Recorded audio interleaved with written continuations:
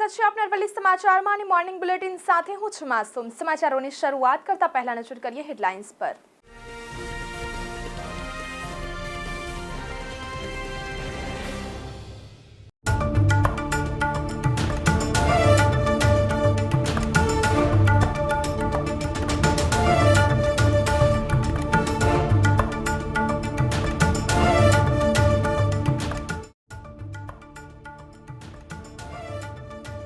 બાયોલોજીમાં આકૃતિવાળા પ્રશ્નોએ મૂંઝવ્યા। ગુજકેટ મેથ્સમાં એક પ્રશ્નના 4 વિકલ્પ ખોટા। ફિઝિક્સ કેમિસ્ટ્રીમાં મોટા ભાગના પ્રશ્નો અટપટા।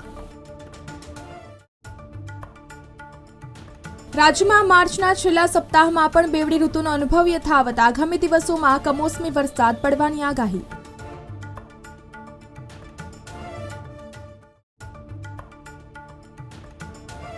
ચોવીસ માર્ચે પશ્ચિમ હિમાલય પ્રદેશમાં એક વેસ્ટર્ન ડિસ્ટર્બન્સ પહોંચશે। વેસ્ટર્ન ડિસ્ટર્બન્સની 26 માર્ચથી ગુજરાતમાં અસર જોવા મળશે।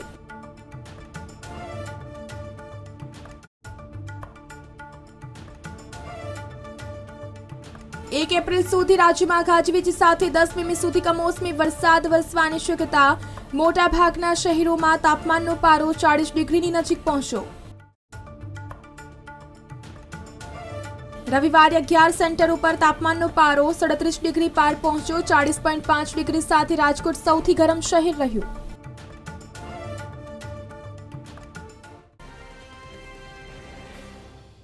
ગુજકેટમાં મેથ્સના પેપરના એક પ્રશ્નમાં 4 વિકલ્પ ખોટા હોવાથી વિદ્યાર્થીઓ મૂંઝાયા હતા। જો કે તમામ પેપર ઓવરઓલ માધ્યમ કક્ષાના પૂછાયો હોવાનું નિષ્ણાત શિક્ષકોનું કહેવું છે। ફિઝિક્સના વિષય શિક્ષક પુલકિત ઓઝાએ જણાવ્યું હતું કે કુલ 14 ચેપ્ટરમાંથી પૂછાયેલા 40 પ્રશ્નો સરળથી મધ્યમ સ્તરના હતા। માર્ચ મહિનામાં એક પછી એક વેસ્ટર્ન ડિસ્ટર્બન્સની સક્રિયતાને કારણે રાજ્યમાં માર્ચના છેલ્લા સપ્તાહમાં પણ બેવડી ઋતુનો અનુભવ યથાવત રહ્યો છે। હવામાન વિભાગે આગામી દિવસોમાં કમોસમી વરસાદ પડવાની આગાહી કરી છે। હવામાનની આગાહી છે 24 માર્ચે પશ્ચિમ હિમાલય પ્રદેશમાં એક વેસ્ટર્ન ડિસ્ટર્બન્સ પહોંચવાનું છે। આ વેસ્ટર્ન ડિસ્ટર્બન્સની 26 માર્ચથી ગુજરાતમાં અસર જોવા મળશે। પશ્ચિમી ભેજવાળા પવનના કારણે આગામી 1 એપ્રિલ સુધી રાજ્યનું વાતાવરણ પલટાઈને વાદળછાયું બની શકે છે। 29 માર્ચથી 1 એપ્રિલ સુધી રાજ્યમાં ગાજવીજ સાથે 10 મી સુધી એટલે કે અડધા ઇંચથી ઓછો કમોસમી વરસાદ વરસવાની શક્યતા છે। રાજ્યમાં એક તરફ હવામાન વિભાગે કમોસમી વરસાદની આગાહી કરી છે તો બીજી તરફ મોટાભાગના શહેરોમાં તાપમાનનો પારો 40 ડિગ્રીની નજીક પહોંચ્યો હતો। હવામાન વિભાગે રવિવારથી તાપમાનમાં 2 થી 3 ડિગ્રીના વધારાની આગાહી કરી હતી। રવિવારે 11 સેન્ટરો પર તાપમાનનો પારો 37 ડિગ્રીને પાર પહોંચ્યો હતો। 40.5 ડિગ્રી સાથે રાજકોટ સૌથી ગરમ શહેર બન્યું હતું। અરવલ્લીના ધનસુરા નજીક ગેસ ઘડતરની ઘટના। રાધે કોલ્ડ સ્ટોરેજમાં બની ગેસ ઘડતરની ઘટના તો પોયડા ગામ નજીક આ ઘટના બની હતી। આસપાસનો રહેણાંક વિસ્તાર ખાલી કરાવાયો। અડધો કિલોમીટર સુધી અસર જોવા મળી હતી। મોડાસા ફાયર ટીમો તેમજ 108ની ટીમ ઘટના સ્થળ પર પહોંચી હતી તો આંખોમાં બળતરા અને શ્વાસોશ્વાસમાં તકલીફ પડવા લાગી હતી। અરવલ્લીના ધનસુરા નજીક ગેસ ઘડતરની ઘટના। રાધે કોલ્ડ સ્ટોરેજમાં બની ગેસ ઘડતરની ઘટના તો પોયડા ગામ નજીક આ ઘટના બની હતી। આસપાસનો રહેણાંક વિસ્તાર ખાલી કરાવાયો। અડધો કિલોમીટર સુધી અસર જોવા મળી હતી। મોડાસા ફાયર ટીમો તેમજ 108ની ટીમ ઘટના સ્થળ પર પહોંચી હતી તો આંખોમાં બળતરા અને શ્વાસોશ્વાસમાં તકલીફ પડવા લાગી હતી।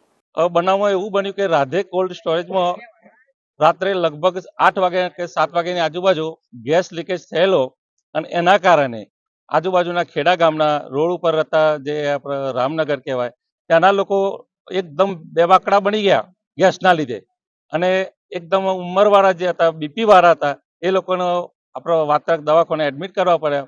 આમાંથી લગભગ 15-20 જણાને તો અત્યારે એડમિટ કરવા પડ્યા છે સરકારી દવાખાનામાં। અને આજુબાજુના જે કોલ્ડ સ્ટોરેજ ઉપર જે માણસો હતા એ પણ અહીંથી ભાગી ગયેલા।